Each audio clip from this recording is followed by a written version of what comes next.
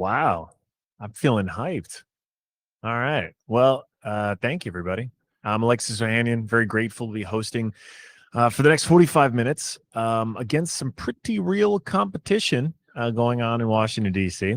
But we're bringing it. We've got some really talented folks to talk through a lot of very, very important issues about addressing online hate and then what really the tech sector can do to better fight it, better address it. First and foremost, very grateful to be here. Derrick, President and CEO of the NAACP, longtime civil rights activist. Eliška, who is Access Now's Europe policy analyst. She's been working on her doctoral dissertation focused on freedom of expression on the internet, as well as online content regulation, issues that we know are going to be coming up quite a bit in the years to come. And finally, John, the founder and CEO of Centropy, artificial intelligence company using machine learning to fight and combat hate and harassment online.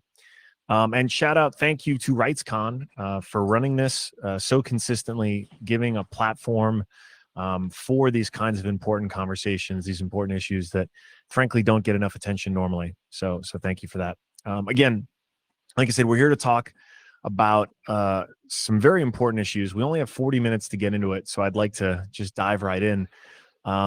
Derrick, right off the bat, as president and CEO of the NAACP, can you talk a little bit specifically about the important work the organization does, and then also how that's evolved, especially in the last few years, to address issues not just offline, but also online? So thank you, Alexis, and I'm glad to join this panel. NAACP, the nation's oldest civil rights organization, established in 1909, 111 years old. We were established to fight to improve the quality of life for African Americans and other disenfranchised communities in the United States, but also to fight against discrimination. And over time, as we would carry on our different policy fights as an advocacy organization, advocating for public policy and private corporate behavior consistent with treating people with dignity. We recognize that the fight must go online. If you look at the 2016 election cycle, you look at the rise of racial hate groups and white supremacist groups that have now used social media platforms as their meeting and recruitment hub. The NAACP, we've had to evolve to begin to monitor and take on fights in that space as well. In 2016, platforms were used to seek to manipulate the outcome of our elections. It was used by both foreign and domestic entities that sought to undermine democracy using race as one of the weapons. But also, if you look at some of the platforms, white supremacist groups and racial hate groups use platforms to recruit and propagate information that's not true, and also misinform as it relates to elections, as it relates to COVID, and so many other things. So as an organization, we've had to evolve to begin to address those issues as well. Well, it goes without saying that this work is vital, especially at a time when, like you pointed out, there's historically always been ways to use media, whether it was the internet or anything before it, to spread propaganda, to stoke the sort of fires of hate, and that is something that has sadly been with us for quite some time.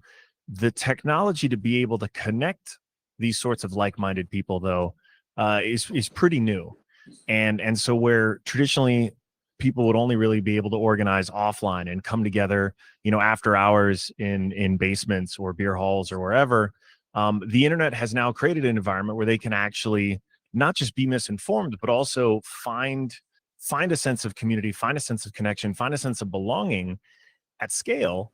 And, the vast majority of the time, this is innocuous, and it's harmless, and it's about Pokemon, and that's great.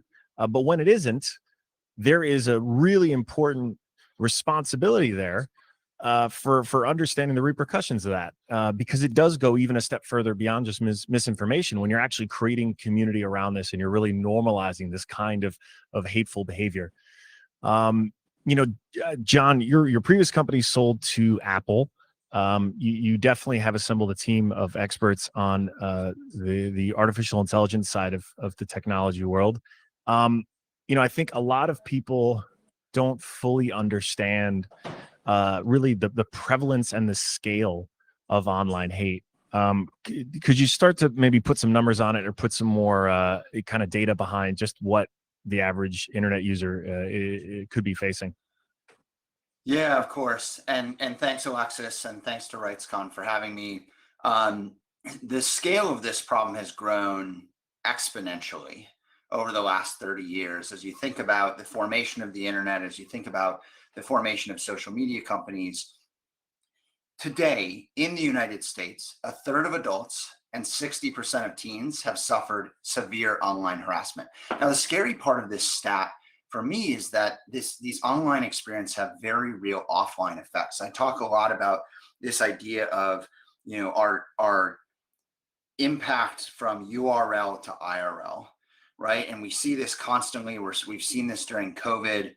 We've seen this during the protests around George Floyd, Ahmaud Arbery, Breonna Taylor, amongst others. And we see this on a day-on-day basis, where this harassment is normalized, frankly. If you're a woman and you're harassed online, there's a greater than 50% chance that you're going to experience stress, anxiety, or panic attacks. If you're a teen, your risk of suicidal ideation goes up by about 200%, and suicidal attempts go up by 100%. And so I'm a father of two boys, and this last stat is particularly terrifying for me. But the thing that I'm really focused on, and what my company is focused on, is how do we remove the normalization of this behavior, as you pointed out, right? Where people get into these rabbit holes. 1 to 3% of content on platforms, in our experience, is a direct violation of some content policy, right? And so this is the level of toxicity that we see in these online communities. And we've seen quite a bit more depending on the community that we've studied or engaged with at this point. And so this is not a problem that is small in nature. 1 to 3% might sound small. So let me put it in context really quickly. So if you're a platform like Reddit, you're seeing about 350,000 posts an hour. If you're a dating site like Bumble, you're about double that. And a company like Discord, which is more of a real-time chat application, sees about 20 million messages per hour. Now think about 1% of that content and the scale of that when it comes to actually having to moderate and handle this content, and think about the implications of the content. It is a massive problem. And it's not just a problem for the platforms, it's a problem for society at this point. I think when we talk about the societal implications, Eliška, you've got quite a bit of depth and background here, especially from a European perspective, helping to guide policy around everything from combating terrorism and recruiting to really understanding the sort of the balance that we in so many sort of Western societies have between freedom of expression and wanting to combat hate. And can you talk about those competing priorities and how they are balanced? So I will start answering your question with maybe specifying a little bit why actually it is so difficult and often challenging to combat online hate speech specifically, which is quite a particular type of user-generated content. Is it okay? Can you hear me? Okay. Yes. Perfect. So first of all, hate speech in general, of course, is not a new phenomenon. And at the international level, meaning if we look at this from the perspective of international human rights law, there is no universally accepted definition of what actually amounts to hate speech. And the same translates then into the online context. Hate speech is deeply context dependent. That means something that will be considered as hateful content in one country doesn't have to be a hateful content somewhere else in different parts of the world. It's directly linked to the socio-political and historical background of the country. And precisely due to its vagueness and contextual dependency, it can actually, the restrictions on hate speech can take two directions if we consider the most extreme responses. One might be way too restrictive measures adopted by government or sometimes even by platforms, but that are not in line with international human rights standards. And let me just remind you that according to international human rights law, the restrictions of freedom of expression have to meet principles of something we call legality, proportionality, and necessity. And this applies online as much as it applies offline. And precisely due to this contextual dependency, another difficulty arises with the use of automation to combat such a type of content. And the similar contextual dependency also applies to, for instance, online terrorist content that you mentioned, because there is also no universal definition of what truly amounts to terrorism. And the vague terminology that often finds its way to national legislation then can be abused by the state actors and other actors that don't have human rights of online users as the main priority. So when it comes to automation and depiction of online hate speech, it's totally understandable that platforms have to rely on automated tools and content recognition technologies in order to cope with the huge amount of user-generated content that is being shared on those platforms on a daily basis. However, we also see a lot of difficulties in the use of these automated measures, specifically due to the contextual dependency, which often results then to these automated tools generating false negatives or false positives, which is a very machine learning language now, meaning they misidentify the content, thinking that this might be actually the case of online hate speech, while this can easily be a journalistic content or a piece of article published by researchers that actually contains certain terminology that the automation tool depicts and thinks that this is undesirable content that should be restricted on the platform. So to strike the balance is very difficult.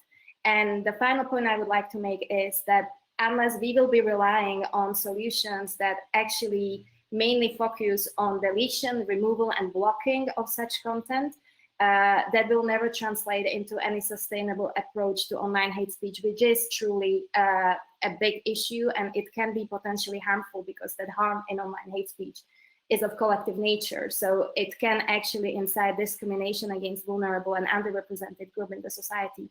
But we should rather also focus on the way how the content is being distributed on these platforms, how often hateful content is actually being amplified by the platforms, and look for the solutions that are very much concentrating on the issue of transparency, and in order to really understand what happens on platforms, what kind of content is being shared, and what are those content moderation practices that platforms deploy.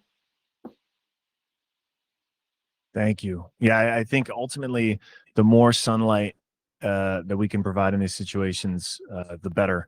There's been a lot of talk lately. I don't know if maybe Zuck is addressing this literally right now, about the NAACP's campaign, #StopHateForProfit. Derrick, can you talk a little bit about what it is? I mean, I suspect most of the folks listening to this have seen it in the headlines in the last month or two, but what you and your partners are hoping to accomplish with this? Thank you. So our goal is to keep people safe and protect our democracy, very simply. Many people may have heard of the group that was meeting on the Facebook platform called Boogaloo. And as a result of that group was also buying ads, recruiting members, and the outcome was carrying out an effort to kill a federal officer.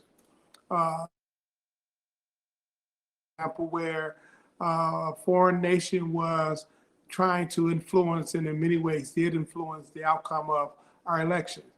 Our job is to stop that type of spread of hate, stop the undermining of our democracy, and talk about the limitations of freedom of expression and freedom of speech. As a law student in constitutional law class in the United States, one of the things we learned quickly around freedom of speech is that there are limitations. You cannot scream fire in a theater because the very act of doing so could cause harm, especially if there's no fire.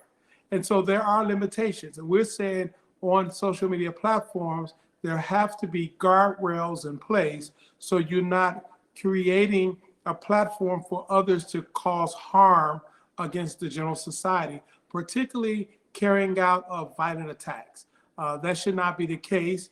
It is not the case on media platforms, and it should not be the case on social media platforms.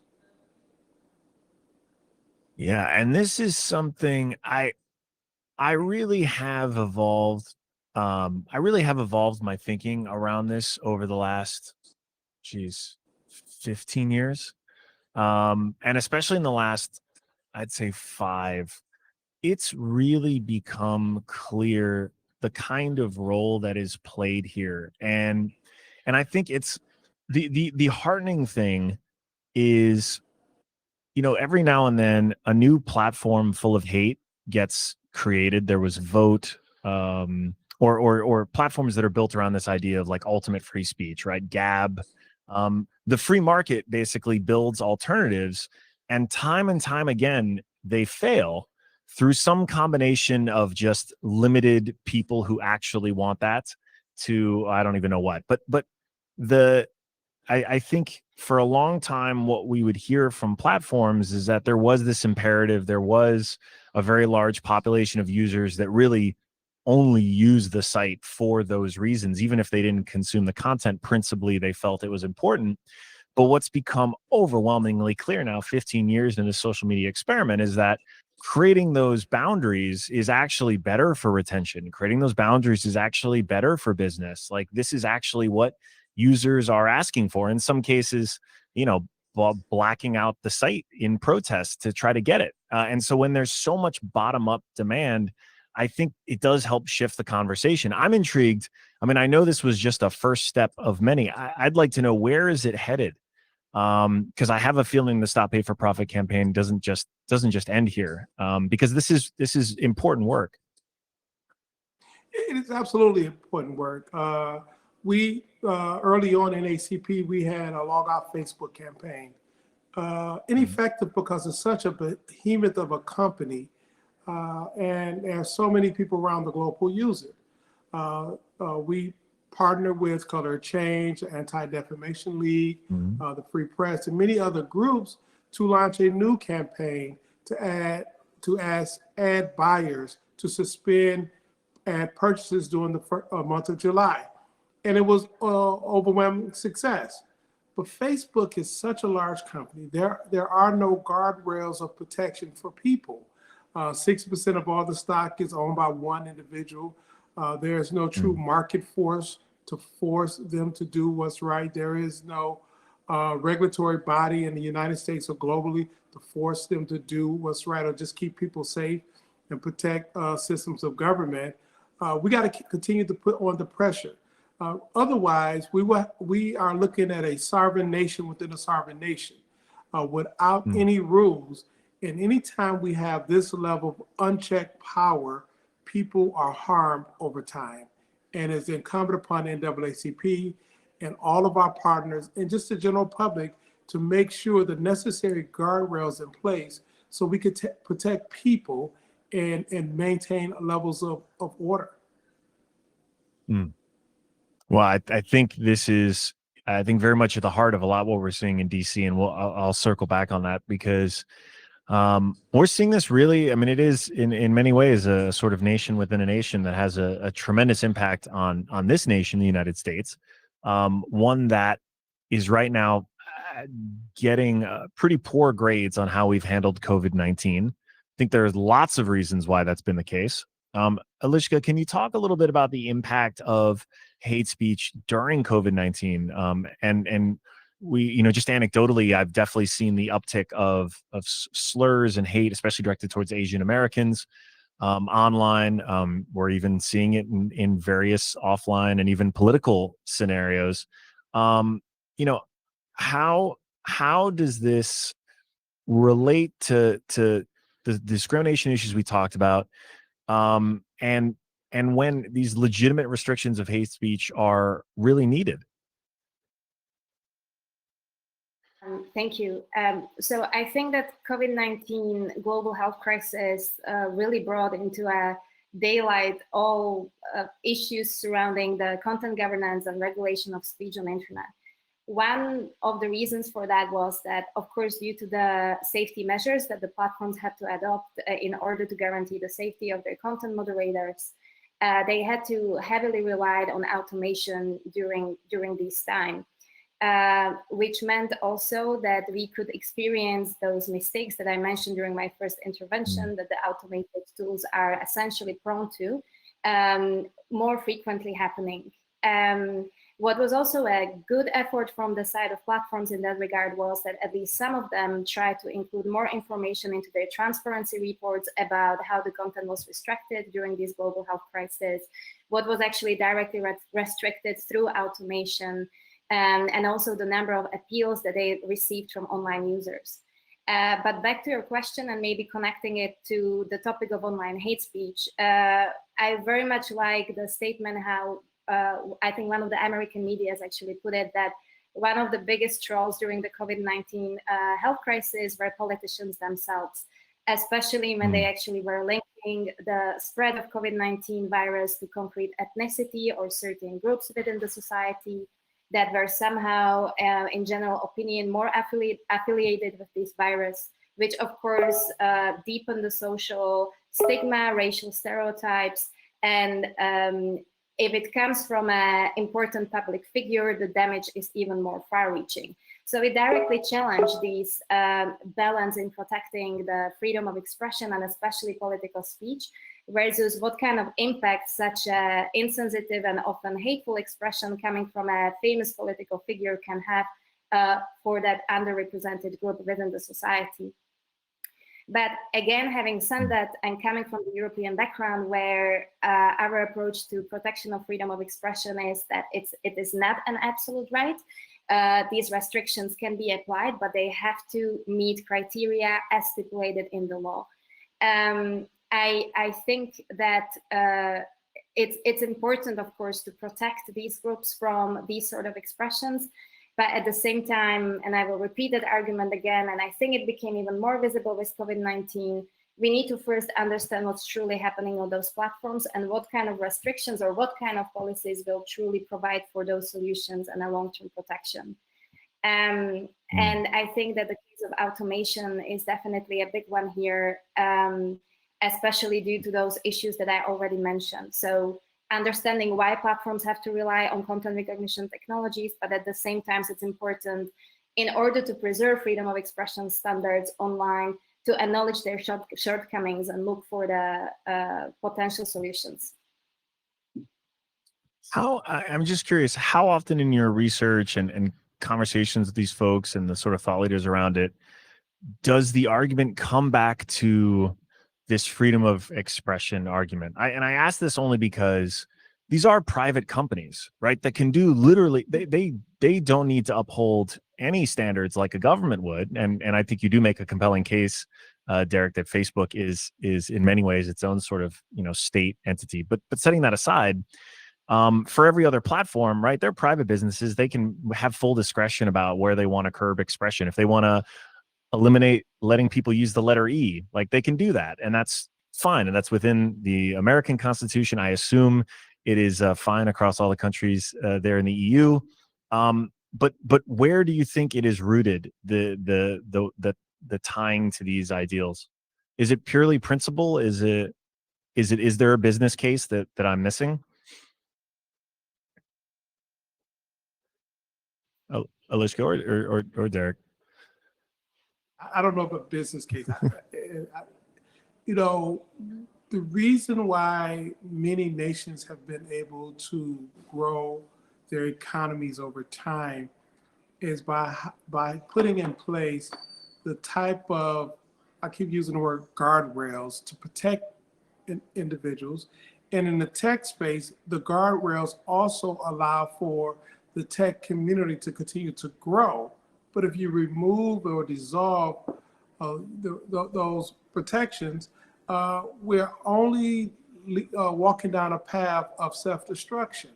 And we should do all we can to continue to grow a tech business community make sure it's accountable to the very consumers and people that it's appealing to, and in doing so, operate as a good corporate citizen along with the rest of society. There is a social contract that corporations should also be a part of, and that social contract is what has allowed us to exist as a nation for as long as we've been able to exist. Well, I think these are the conversations that are surfacing up now that are so important. Eliška, did you want to jump in? I know it's kind of awkward through Zoom. I'm Yeah, sorry I for just would jumping like in. No, it's all right. no problem. I just would like to add to that I would maybe challenge a little bit a statement that these companies don't really have to abide human rights law, human rights standards in any way.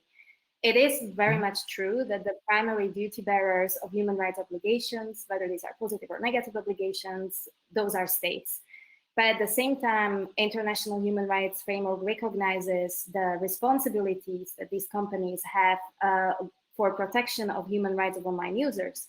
One of the reasons for that is that we need to bear in mind that this is just not a standard private actor doing a private business for profit. These are major dominant platforms that in some countries, Facebook is the only form of internet people know. So their impact over public discourse and over users' human rights is enormous. That's why we often refer to them as gatekeepers of fundamental rights or gatekeepers of information society. And since they hold these level of dominance, they also, and based on United Nations guiding principles on business and human rights, they hold responsibilities that they should be following and fulfilling and protect, respect, and remedy. Those are like those three main principles that the companies should implement in their policies as well. So yes, they might not be those primary duty bearers, but they are still in a way bound by human rights principles.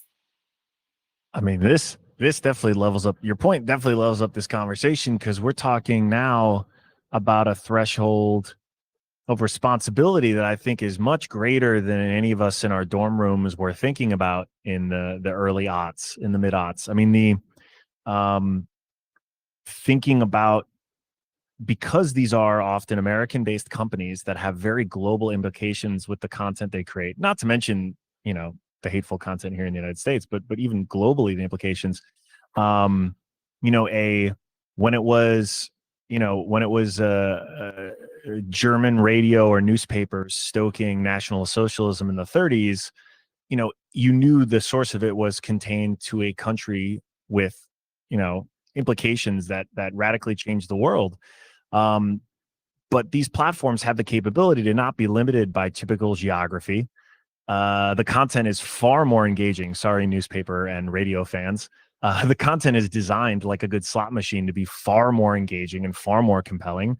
And frankly, it's not even just the sources of the misinformation. It's also the beer halls in Munich. It's the organizing places that these platforms are now also responsible for, where, Hans doesn't need to, it's not Hans, going off on a Tuesday night for a meeting every week.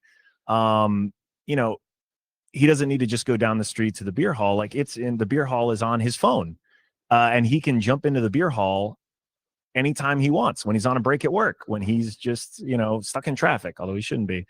He shouldn't be on there, period. But there are much bigger implications when we think about the power of the technology and then the borderlessness of it.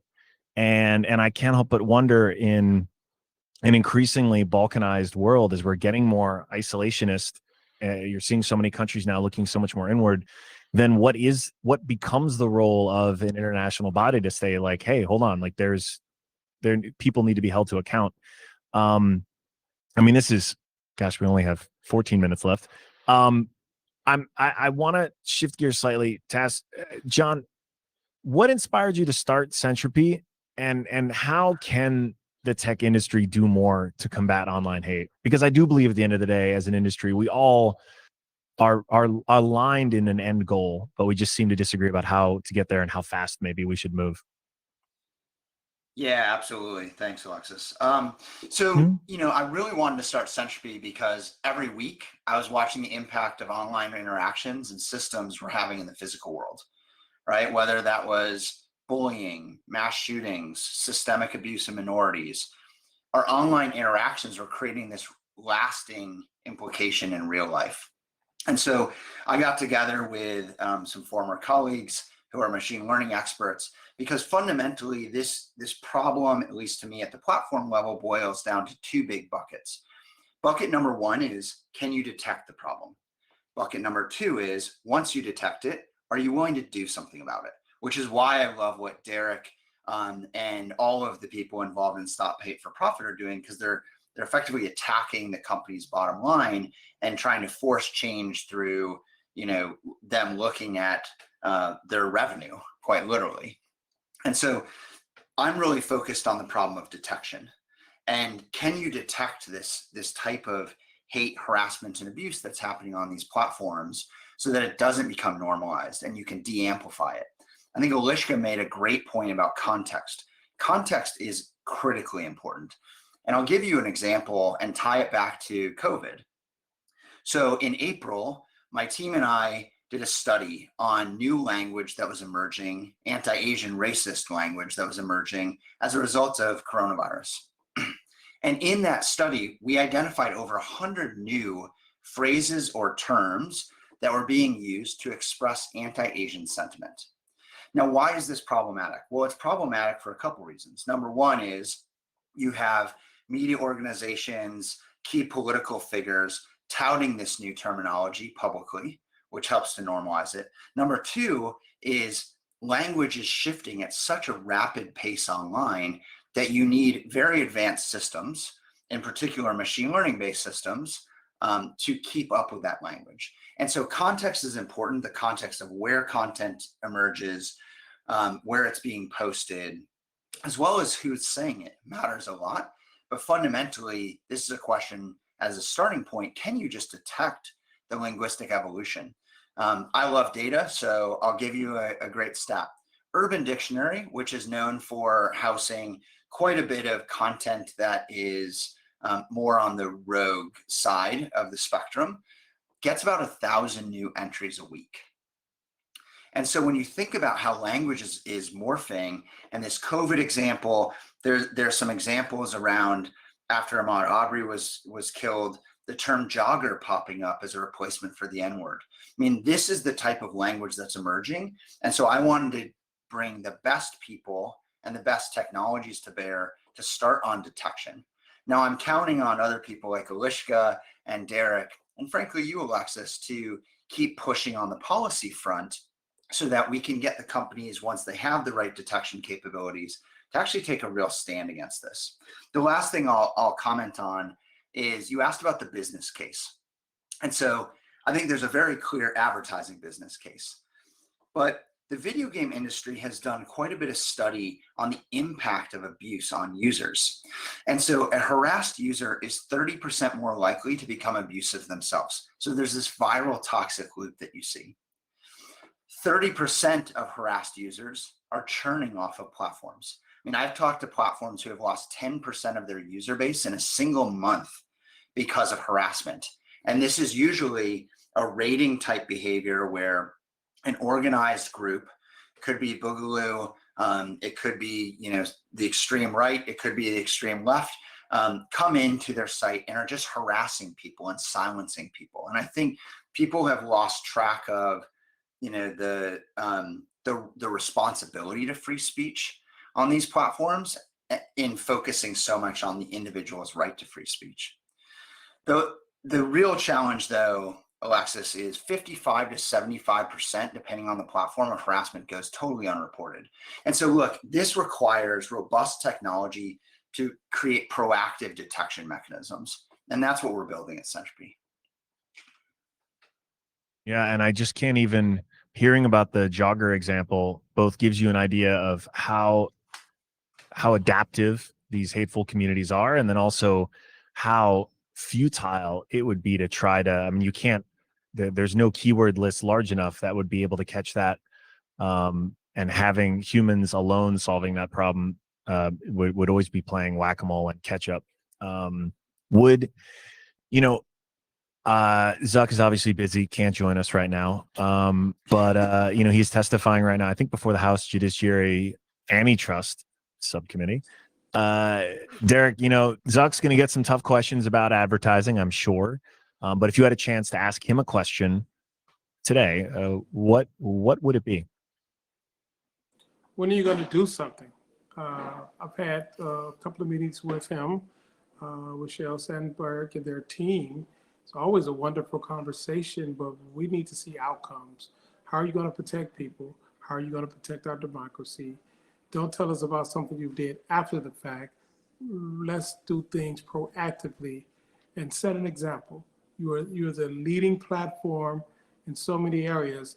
Lead to make sure people are safe and our democracy is protected. That is a great verb, to lead, because I think that's been at the root of at least a lot of my frustrations, and I think a lot of people in this industry's frustrations on the tech side, because we take pride in leading through so many things, right? Technology, innovation, paid family leave policy. Like I could read the laundry list of things that tech celebrates their leadership around, but somehow, some way, all of that leadership turns into some combination of like cowardice and apathy when it comes to trying to tackle this really important issue. And I would just underscore that. I would love to see more leadership from platforms so that it stops looking like what it has been, which is do the minimum viable effort until it becomes such a big problem, either for press or for business, that you then have to adapt. And we wouldn't be satisfied if that's how we shipped product. We wouldn't be satisfied if that's how we did 99% of the other things that we take pride in leading on as an industry. This should be no exception. And I don't think it's easy, but I mean, that's what we sign up for. That's what that's what we celebrate in this industry, is doing the hard stuff. And so as we look to the future for all of you, what kind of changes would you like to see implemented to better protect users on these community-based platforms? And I don't know, Eliška, would you like to start? Sure. So I mentioned during my first intervention that I see, and many civil societies in this space see as the core issue, the way how the business models of these companies truly. So whether this is targeted advertisement, political advertisement, or open recommendation that will decide how your newsfeed is being organized, often without the knowledge or agency of a user or a proper understanding why they see what they see. Now, there is a part of platforms' efforts to actually explain to a user precisely how the information is being organized in their news feeds, but at the same time, they don't really give a possibility to opt out or opt in to online users, or to simply organize their own news feeds in a way as they like, just the basic chronological order that could be prioritized by many users. So what I would like to see in the future is the return of more control and more agency over information we receive and we impart. And also for smaller communities and smaller platforms to thrive on the market. Because if there is a possibility of healthy competition and the smaller platforms can actually thrive and provide the same services that only big giant platforms are doing right now, you can also then enforce, let's say, the community standards, which are more agreed upon by that community that is the part of that platform. And then you can perhaps even reinforce a better safety and security of online users who are using those platforms. So that would be my wish for the future. And ultimately, and I will repeat it again, transparency and stuff like interoperability, for instance, is the way how to achieve that result. Thank you. Thank you. John, what do you got? What's on the wish list? Yeah, absolutely. I think Eliška knocked a bunch of things off my wish list. So it's good to see that we have some like-minded individuals who are thinking about these problems. I think, the first thing on my wish list would be that companies stop making users the first line of defense, right? For too long, social media companies in particular have relied on their users to be the shield, right? By which reports are given and they get intelligence about what's happening on their platform. And which this is means depressing that work. This is not, I'm not even talking about the content moderation industry. I'm literally Mhm. talking about, you, Alexis, having to report when someone is harassing you on a platform, Mhm. like as an individual. I mean, this is Mhm. the state of affairs at this point, right? And it extends into the Yeah. content moderation world. So what that really means is better detection, a willingness to take a clear stand against hate.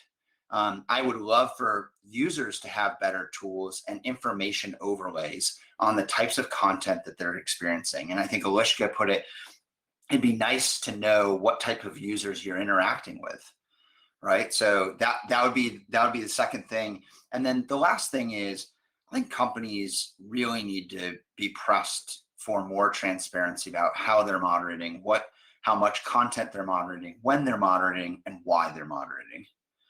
Because at the end of the day, if you create more transparency, it not only gives society more confidence that there are actually robust capabilities in place and they're actually taking a stand, but also as users, it incentivizes great behavior, right? If I report someone and I know that, Twitter has actually taken action against that person, that's great. That means that I'm incentivized to continue to reporting users, to continue engaging with the system such that I can improve the ecosystems that I love being a part of.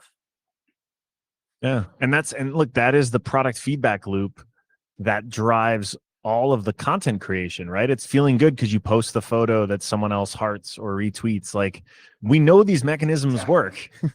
They just have not been applied to this, and they really should. All right. Well, Derrick, take us home. What's on the list? What's top of the list for these platforms? It's not a lot more I can add. I mean, they pretty much captured it. Transparency is absolutely important.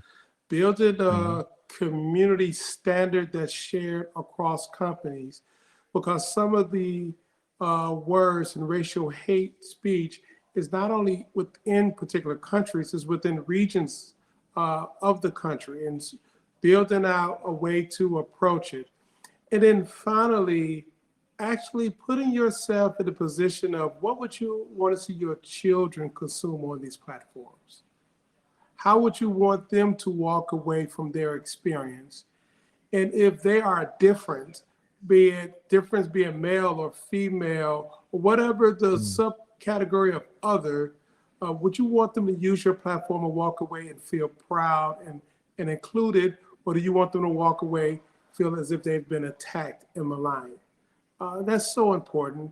Our only goal here is, how do we protect people and how do we maintain a level of governance with stability and respect for your neighbor? Well put, Derrick. And as a proud girl dad of a 3-year-old, I can't help but feel like that is really the lens through which I make a lot of my decisions now, whether it was backing Centropy or even just in the businesses that I want to be a part of and support. Like, we have, these are very important times to be having a huge impact and hopefully getting this trajectory in the right direction. I want to thank all of you. Seriously, Derrick Johnson, President and CEO of the NAACP, Eliška Pírková, you're a policy analyst in Access Now, John Redgrave, Centropy CEO and co-founder. And I say on behalf of all of us, there's still so much work to be done, but we know we have to fight this fight. There are far more of us out there who want the internet to live up to the best possible internet that it can be. And that's going to take work, and that's going to take having the courage to encourage folks to have the courage to lead and really better safeguard our online communities against digital hate. So thank you, RightsCon, for having us here to talk about these issues. Thank you to all of you who have tuned in, taken time out of your days. And thank you, of course, to my illustrious guests. Follow all of them on whatever social media platforms you like, and they will all do their very best to make sure that your experience is as positive and hate-free as possible. They'll be working hard towards that. We definitely spent a lot of time talking about how and why we want social media to be better. I really do believe that that is rooted in the fact that we care, that we know just how much potential it has and just how much good it can do. And so you've just heard 40 minutes of experts talking about why things need to be better and how problematic things are. But it's because we know what great potential there is and we want to see it fulfilled. And we know the only way that happens is if it really is a place where anyone can find their home. So thank you again for taking the time. Thanks, everybody. Thanks, Alexis.